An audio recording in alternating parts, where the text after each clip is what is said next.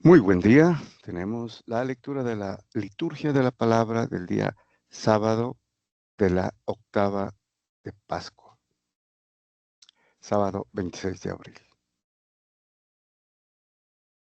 Bueno, vamos a nuestro misal popular,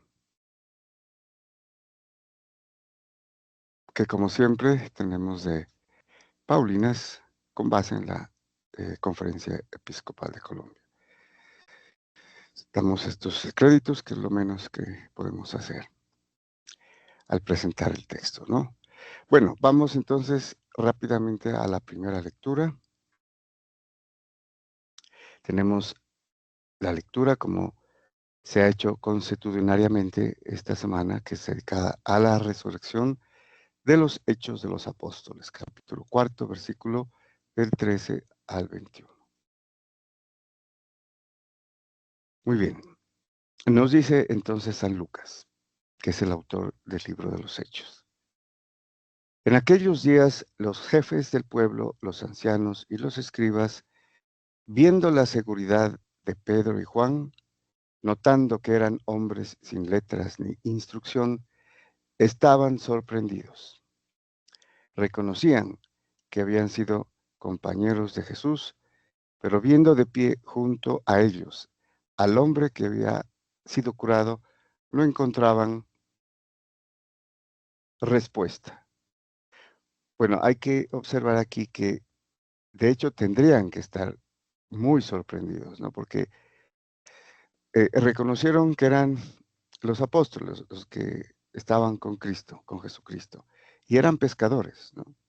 Todos ellos eran pescadores, excepto Mateo, que era eh, cobrador de impuestos, ¿no? Un publicano. Pero la mayoría son, tal vez excepto Lucas también, que era médico, eran pescadores. Y aquí Pedro, después de ese discurso, los dejó boquiabiertos, ¿no? Sorprendidos. Y la otra evidencia es que no encontraban justificación o respuesta al ver al hombre que había sido curado. Posiblemente ellos también lo conocían. Cuando iban al templo, veían a este personaje allí eh, acostado pidiendo limosna. Bueno, les mandaron salir del Sanedrín y se pusieron a deliberar entre ellos diciendo, ¿qué haremos con estos hombres? Es evidente que todo Jerusalén conoce el milagro realizado por ellos. No podemos negarlo. Pero para evitar que se siga divulgando, les prohibiremos con amenazas que vuelvan a hablar a nadie de ese nombre. Y habiéndolos llamado, les prohibieron severamente predicar y enseñar en el nombre de Jesús. Pero Pedro y Juan les replicaron diciendo, ¿es justo ante Dios que les obedezcamos a ustedes más que a Él?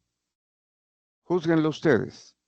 Por nuestra parte, no podemos menos que contar lo que hemos visto y oído.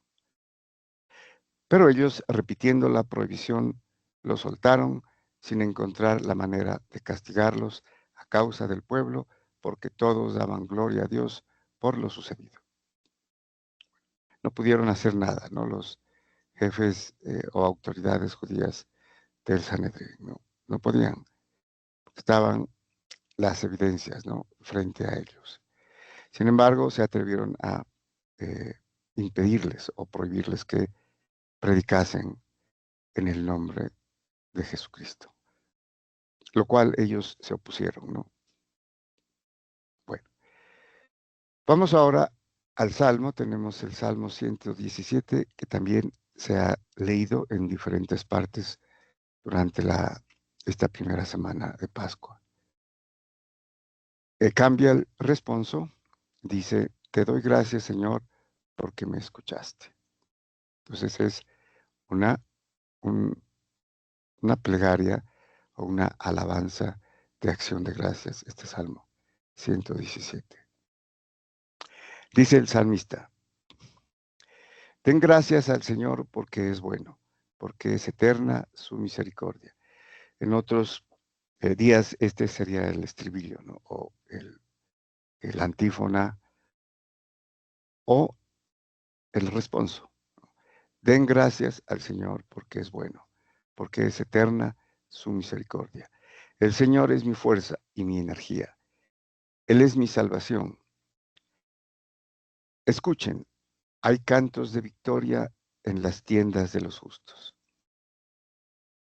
Este, esta frase, Él es mi salvación, está muy relacionada con la frase que eh, el sumo sacerdote pronunciaba cuando él entraba una vez al año en el Santo de los Santos, ¿no? Para hacer el día de la expiación y ofrecer el sacrificio. Él cantaba, eh, el Señor, mi Salvador. Yahweh, mi Salvador. Muy bien. La diestra del Señor es poderosa. La diestra del Señor es excelsa. No he de morir, viviré para contar las hazañas del Señor. Me castigó el Señor, pero no me entregó a la muerte. Bueno, aquí se refiere al exilio, ¿no? A la deportación en Babilonia, donde estuvieron los judíos, pero luego volvieron, ¿no? No todos volvieron, es un resto nomás, ¿no? De los fieles judíos que no habían eh, dejado atrás la ley del Señor.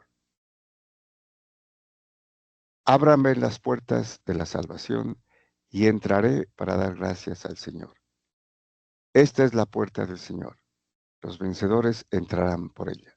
Te doy gracias porque me escuchaste y fuiste mi salvación. O sea, aquí le dicen interesantemente y proféticamente, ¿no? Es una profecía mesiánica, le dicen a Dios, mi Salvador, ¿no? Y con referencia al Mesías, que es nuestro Salvador, en la segunda alianza, ya con el nuevo pueblo de Dios, ¿no? En Jesucristo, que es la Iglesia Católica, la Iglesia Universal. Ahí están todos los pueblos, lenguas y razas. Bueno, y pasamos al Evangelio. Tenemos el Evangelio según San Marcos, capítulo 16, versículos del 9 al 15. Nos dice San Marcos. Hay que recordar que San Marcos escribió este Evangelio de la predicación que hacía San Pedro en sus viajes, ¿no? O sea, prácticamente San Marcos es el escribiente de San Pedro, ¿no? Bueno, nos dice San Marcos. Jesús, resucitado al amanecer del primer día de la semana, se apareció primero a María Magdalena, de la que había echado 7 demonios. Ella fue a anunciárselo a sus compañeros que estaban de duelo y llorando.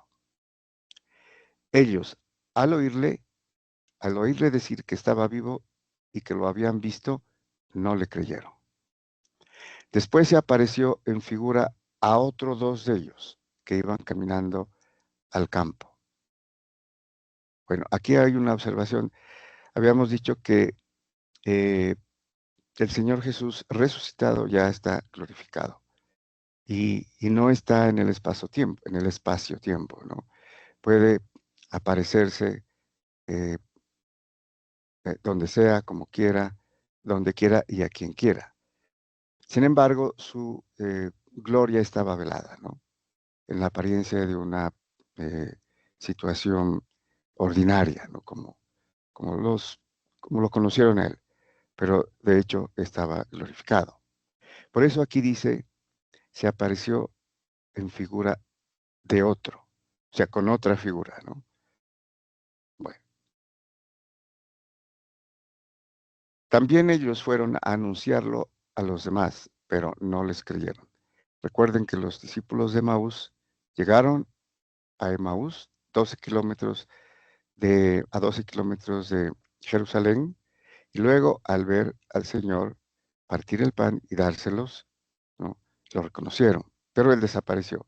E inmediatamente se volvieron, ¿no? Otros 12 kilómetros para contar a a los demás compañeros, apóstoles y discípulos sobre lo que habían visto. Por último, se apareció Jesús a los 11, cuando estaban en la mesa, y les echó en cara su incredulidad y dureza de corazón, porque no habían creído a los que lo habían visto resucitado. Y les dijo: vayan al mundo entero y proclamen el evangelio a toda la creación. Este es el envío, ¿no?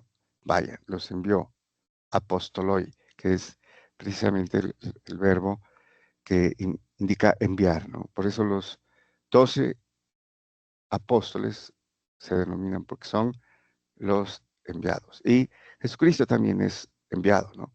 Es apóstol, ¿no? Enviado por el Padre.